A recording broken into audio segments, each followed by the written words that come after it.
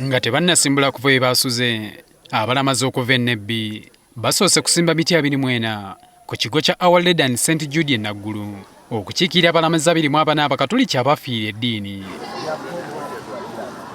Oluvannyuma beegattiddwako abakulembeze okuva mu ssaza ly'e Nebbi okuli minisita omubeezi w'ebyamasannyalaze n'obugagga obw'ensiba Phiona Nyamutooro n'ababaka ba palamenti abava mu kitundu kino ne balyoka basimbula nga bakulembeddwa Kamuli Community Brass Band n'abasirikale okuli abapoliisi n'amagye. Olugendo olwa kilomita 7 abalamazi okuva e Nebbi lwe baatandika ku Lwokusatu ng'ennaku z'omwezi 15 omwezi guno olwaleero balukomekkereza. Zibadde zikunukiriza okuwera ssaawa 5 ez'amakya g'olwaleero. Bano ne basimbula okuva ku kigo kya Our Lady and St Jude e Naggulu we baasuzeyo. Essanyu lye babadde nalyo nga batambula libadde likira kuli omwoki wa gonja. Tutandika nga bantu balowooza mbu tusaaga era abasinga babadde balowooza mbu bano tebajja kumalako, naye kati wenjogera wano leero Namugongo ebulayo ssaawa mbale. Wenjogera wano tulina kawa. Ebyentambula bisanyaladde ku nguudo ez'enjawulo abalamazi bano ze bayiseeko era ab'ebyokwerinda obwedda bakola butasamukka batasamwoyo okubakolera ekkubo. Waliwo obwedda we bayita abantu ne baleka ebyabwe ne bajja ku kkubo okwerabira ku balamazi n'abaana b'amasomero abamu balabiddwako nga balingiriza mu bisaakaate byabwe. Nga bali mu bitundu by'e Naalya beegattiddwako eyavuganyako ku kifo ky'omukulembeze w'eggwanga John Katumba atambudde nabo paka e Namugongo.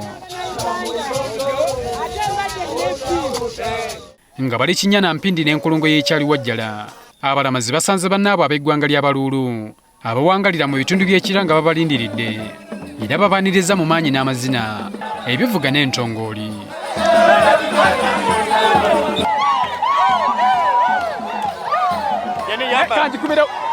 Ku ssaawa 8 ez'egandalo abalamazi abasimbudde ku kigo kya Our Lady and St Jude e Naggulu batuuse wano ku nkulungo y'ekyali Wajjala era nga tutegeezeddwa nti nno bano bagenda kubanga baanirizibwa Ssabasumba w'essaza ekkulu ery'eggulu wabula nga mu kiseera kino yakulanga akuuma entebe y'omusumba w'e Nebbi. Nga bw'olaba amaanyi gabeeyongedde bbugumu era balindiridde okubanga bayingira Namugongo mu maanyi ag'ekitalo. Ebivuga eby'enjawulo okuli agwala n'ebiringa ebyo byonna bikubiddwa okulaba nti baanirizibwa mu maanyi ag'ekitalo. Mu kifo kino Ssabasumba w'essaza ekkulu ery'eggulu omulonde wabula nga y'abadde omusumba w'essaza ly'e Nebbi kitaffe mu Katonda Raphael Wokorach wabeegattiddeko era avudde mu mmotoka ye ne bamukwasa omusaalaba n'akulemberamu ekisibo ky'okuyingira ku kiggwa e Namugongo.